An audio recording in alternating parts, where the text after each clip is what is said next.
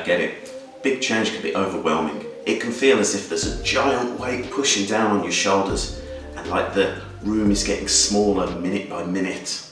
I know I've got a major life change coming up soon, so I know a thing or two about sleepless nights. But I've got a few tips and techniques that have helped me deal with this, and if you stick with me, I'll let you into my secret a little later on.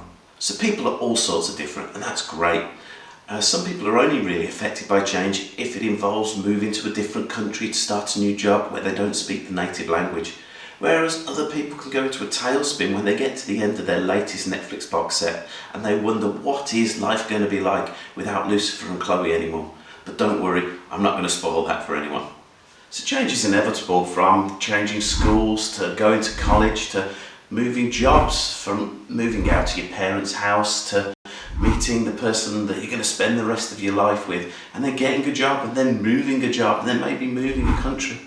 And these are just some of the bigger changes. But how can we deal with change? What steps can we take to better prepare ourselves for any changes that are coming, and also to recognise that not all change is positive? And certainly these self-improvement videos and books and so on tell you to embrace change because only positive things can ever come from it. But as my 3-year-old nephew would say, that's just poo. Now, you can't spin it for me that your best friend moving country and moving time zone, someone you used to share everything with, is a positive thing. It's like, yay, I'll never get to share my innermost thoughts with them regularly like I used to. But, you know, let's try and spin it, because maybe I can go abroad once a year for 1 to 2 weeks where things won't be rubbish. So it is understanding that, yeah, sometimes change isn't great. So how can we prepare for that? First up is acknowledging that change is happening.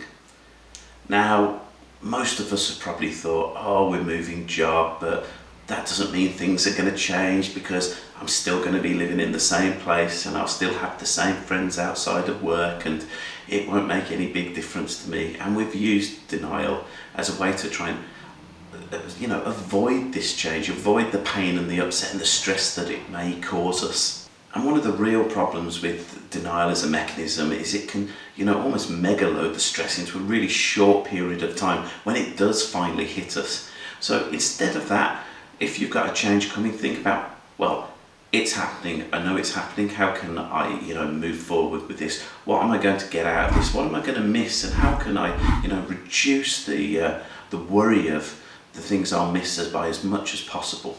And then you've really got to think about it. What are the new opportunities that this change is going to allow me? How can I push myself forwards in new circles? What can I do to, really acknowledge the change that's happening and to move forwards with it? So really, life is change, and acknowledging that can be really powerful and allow us to move forwards with it much faster. Next up is trying to keep to your regular schedule as much as possible. So maybe you've just changed jobs and that's involved a change of country, change of time zones. The streets and the areas are different and your friends are all behind. However, if you can try and comfort yourself by doing what feels familiar, that could be really helpful. So try and keep the same bedtime that you used to keep. Try to keep the same exercise routine, the same diet. Do things that are easy to keep hold of. So as you go through the change, you get more used to the fact that you're not where you used to be. You've at least got a few so-called home comforts, things that will make you feel less daunted by the change that's occurring. Thirdly, I like to make a note of all the positive things that can come from the change that's coming up. So recently I've taken pen to paper to try and outline some of the things that I'm looking forward to, what are the positive things, and that's allowed me really to think more about the struggles that I'll come up against with this change. And so it's become less like that knee-knocking wait outside the principal's office and more like just a gentle breeze in a meadow. What am I even talking about with that? So seeing the positives written down on paper really re-established all the great reasons for all this change and all the reasons that I really want to grab hold of it with both hands and enjoy as much of it as I can. So fourth up is just try and prepare for it. So, do some reading on the change that's coming up or has already happened, and, as they say, information is power and all that jazz. But I know from experience that I've been reading a bunch of websites, a couple of books, and I still felt myself totally unprepared for it. Now, one of the really beneficial things that I've done is I've gone on a course to find out more about the change and what's happening. And just by going to the course and listening to the content and speaking to the other people around me who were going through the same thing, I found out that I know more than I thought I knew, and actually that's really lifted my confidence and let me believe in myself a bit more that I'll be able to handle this change. Now you're probably all sat there thinking, well, what's this change he's talking about that he needs to go on a course for? Is he becoming a beekeeper? Is he becoming an international man of mystery? And that takes me to another story, because I used to work with someone once who came up to me and she said, you know, you remind me of a spy, like James Bond. And that was great. I thought, oh, that's nice. But then she followed up with, but not like James Bond, more like one of the nerdy type guys that works in the background and uses the computers. But no, I digress. Less Bond, more change. But the course and the secret, well, the course I went on was an NCT course, which stands for the National Childbirth Trust. So yeah, my wife and I were expecting our first child, and I couldn't be more delighted and happy, of course. But yeah, no, it's really exciting and it's really daunting at the same time. So trying to go through these steps has really helped me. Finally, the last way I've looked to prepare for this change is simply to let myself off. Now, when I first found out that we were expecting, I was a bag of energy and I was really worried about the fact that I might not be able to get all the knowledge in the amount of time I had left. So I was reading this website and that website and things weren't sticking, and I'd read one article and then another and they'd disagree with each other, and I was just, you know, getting myself more and more in a complete tizzy.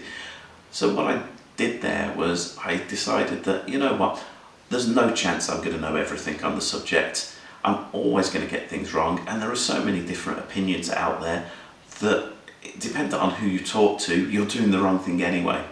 So I decided to stick to a couple of, you know, well-researched, well-thought-out websites. I bought one book on the subject, and I went through those, and that allowed me to just accept the change that was coming, accept that I wasn't going to know everything, and to understand that I'll get some things right, but I'll get plenty of other things wrong, and that's okay, because I'll learn as we go through the process of this change.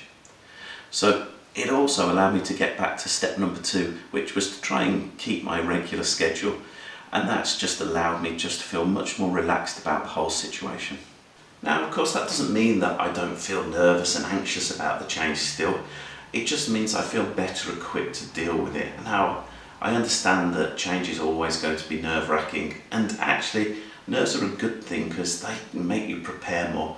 But from the 5 steps that I've used, I feel a little bit better prepared for it. I feel that I'm going to be able to embrace it and enjoy more of it as it happens.